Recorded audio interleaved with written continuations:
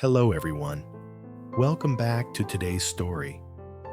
In this episode, after uncovering the painful truth about her son's disappearance, Mrs. Huyen makes a decisive move. She brings James out of hiding and leads him back to Diep, the woman he was torn away from. While James has been struggling alone in a cold, forgotten room, Diep has been working tirelessly to raise little Nye, carrying wounds she never speaks of and a longing she cannot erase. Though separated by fear and circumstance, their hearts have never stopped calling to each other. Stay until the end, because this chapter reveals not only James's emotional return, but also Diep's incredible strength as the two finally reunite. And don't forget to subscribe to help us reach 10,000 subscribers. Your support means the world to us. The late afternoon sky dimmed to a dull gray as Huyen climbed the mossy steps of the old workers' dormitory. Every breath she took trembled with worry. For days she had searched, quietly, secretly, until finally someone confessed they had seen James hiding somewhere in this forgotten district. She stood before the swollen wooden door, the paint long peeled away. Her hand shook as she pushed it open. The door groaned. A wave of mildew, cold dust, and the faint bitterness of boiled cassava slapped her straight in the face. Huyen's heart dropped. In the far corner of the room, James sat hunched on a rusted iron bed, legs pulled close, a faded t-shirt hanging off his thin frame. His eyes, once sharp, brilliant, looked hollow now, bruised by exhaustion and fear. She froze. Her breath caught painfully in her throat. "James," her voice cracked. "My son, tell me the truth. Why are you here? Why are you living like this?" James didn't answer. He stared at the floor, jaw clenched, unable to meet her gaze. She took a trembling step inside. I thought you were on a business trip." Her voice was no more than a whisper. When he still didn't speak, she suddenly rushed forward and grabbed his shoulders. Her fingers felt his bones, too sharp, too fragile. Tears burst from her eyes. "Look at you," she cried. "What happened? Did your father do something terrible to you?" James drew in a shaky breath. "Mom, it's a long story." Her eyes fell to the rickety table near the bed. A small metal plate sat there, holding a few cold, dry slices of cassava. That was all he had eaten. That was all he had. Her heart shattered. "You won't even come home with me," she whispered, voice trembling. "You choose to suffer here, in a room like this?" She sank to her knees on the cracked concrete floor, hands covering her face as sobs tore through her. James rose instantly, but he didn't know what to do. He hovered there, helpless, guilt twisting his features. "Mom," he murmured. But she shook her head violently. "Tell me the truth," she demanded, lifting her tear-streaked face. "What did he do to you?" James swallowed hard, then fell to his knees in front of her. His voice was hoarse, shaking with old wounds. "Dad hired people to keep me abroad. I wasn't allowed to contact anyone. And when I tried to run, I barely escaped." Each confession slammed into Huyen like a physical blow. She staggered backward, hand over her mouth. "No," she whispered. "No, my husband. He wouldn't. He couldn't." But she knew. Deep down, she had always known he was capable of cruelty masked as control. Her knees buckled, and she pointed a trembling finger at her son. "Kneel properly." James straightened, confused. "What did I teach you?" she cried. "Never do evil. Never betray your conscience. Karma will always come for those who harm others. Why? Why did you let your life fall apart like this?" Her sorrow spiraled into panic. The room spun. She gasped, clutching her chest, then collapsed. "Mom!" James lunged, catching her limp body just before her head hit the floor. "Mom, wake up, please! Mom!"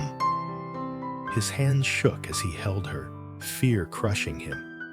He fumbled for his phone, nearly dropping it as he called for help. Moments later, Huyen stirred weakly, eyelids fluttering. Her first word was a whisper of heartbreak. "James, why didn't you listen to me? How did my son become someone who must hide, someone who suffers alone?" James pressed his forehead to her shoulder, tears streaming freely. "I made one mistake, Mom," he choked out. "One mistake years ago, but not anymore. I'm not running from myself again." She lifted her head slowly. His eyes, red, swollen, reflected pain and determination she had never seen before. "What else?" she whispered. "Tell me everything." James's expression darkened. A coldness slid into his voice, the kind born of betrayal. "Mom, he didn't stop at isolating me. He didn't just try to erase Diep from my life." He took a shaking breath. He hired people to threaten her. Huyen's entire body stiffened. "No," she whispered. "He did it, thinking it was best for you." "Best for me?" James laughed bitterly. "Or best for his pride? His control? He never cared about what I wanted. He only cared about the path he created for me. One I was forced to walk." Huyen squeezed her eyes shut, tears slipping down her cheeks. "Even if he's wrong," she whispered, voice breaking, "he's still your father." "A father," James said quietly, "who almost destroyed my life, who almost killed me.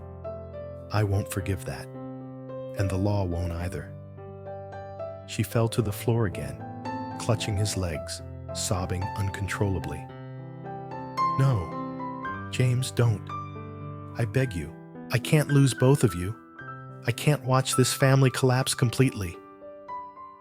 James looked away, jaw tightening. Huyen pushed herself up unsteadily, wiping tears with the back of her trembling hand. "I'll keep your secret," she said finally, voice hoarse. "I won't tell anyone where you are, not even him. But promise me you'll think carefully before you act."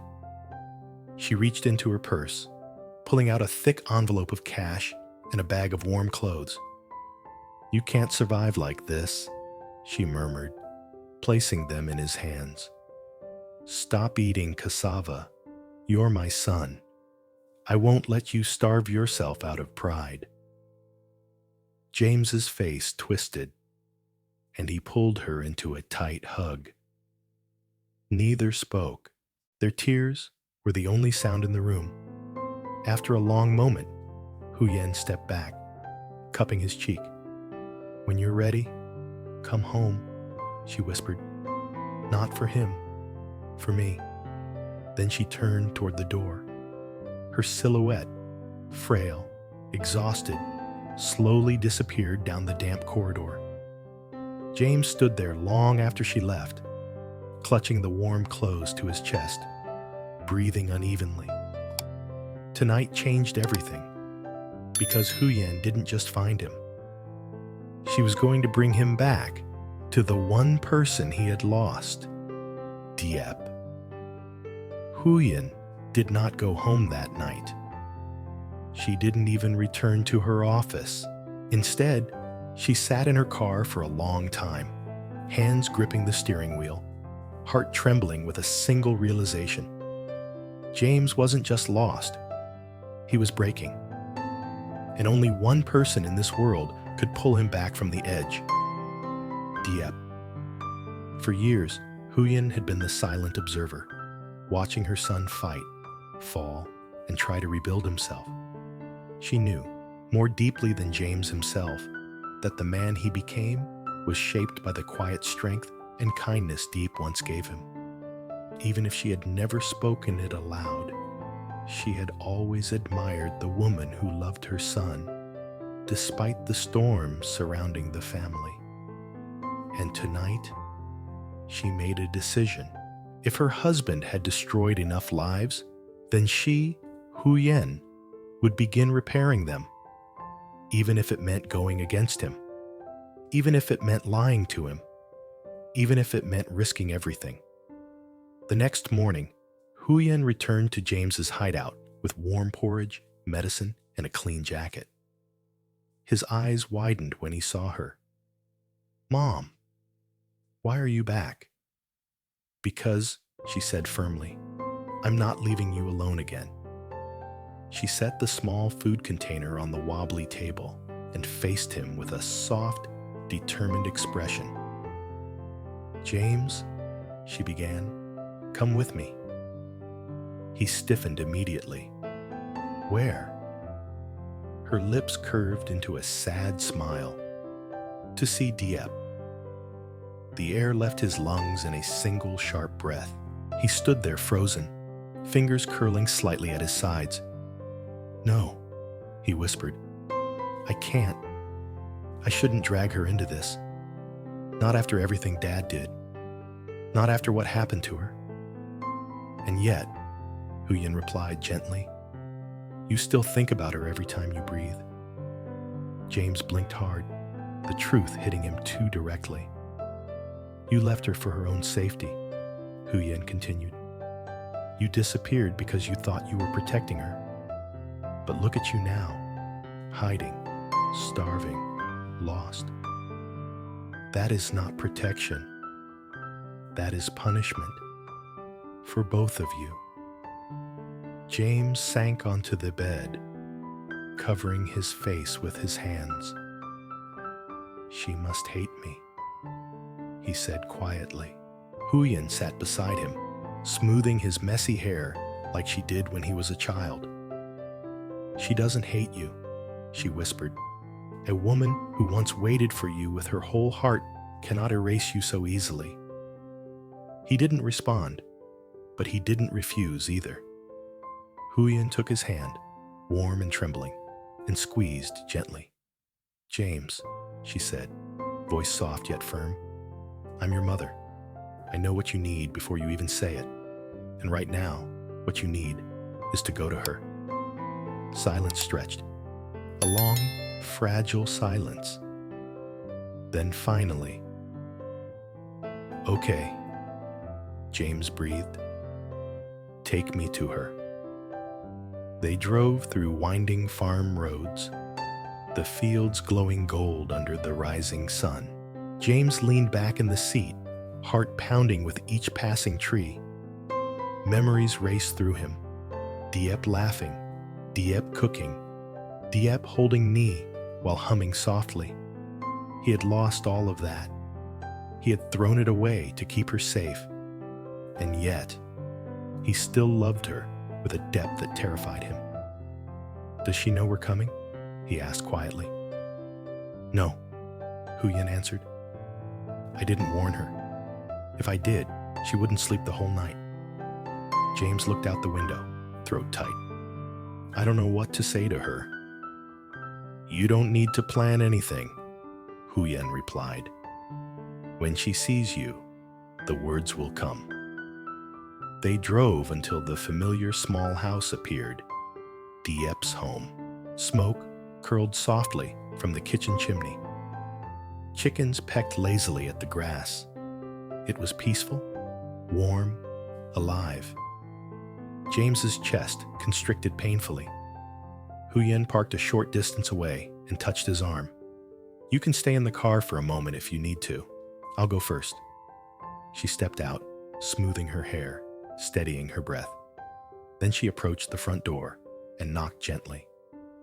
Inside, little footsteps rushed over. Then the door opened.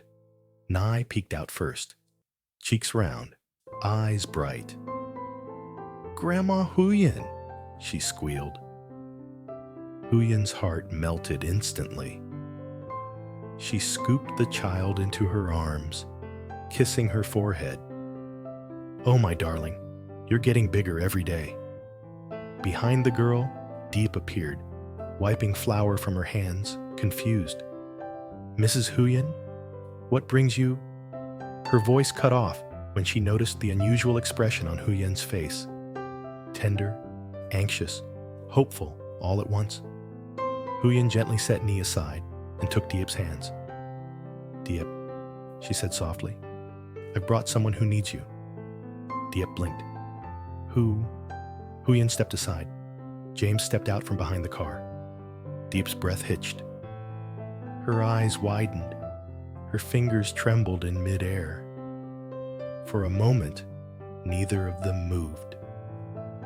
Diep stood frozen at the doorway, gripping the edge of her apron like it was the only thing keeping her upright.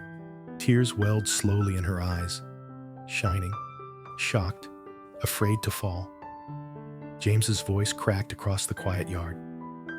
"Diep." She inhaled sharply, like the sound of his voice broke something inside her. He took one tentative step forward. She didn't run. She didn't speak. She didn't even blink. He took another step and another, until he stood only a meter away from her.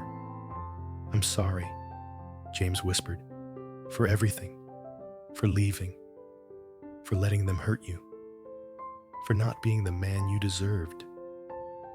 Diep's lower lip trembled violently. "You disappeared," she choked out. "You left without a word." He nodded painfully.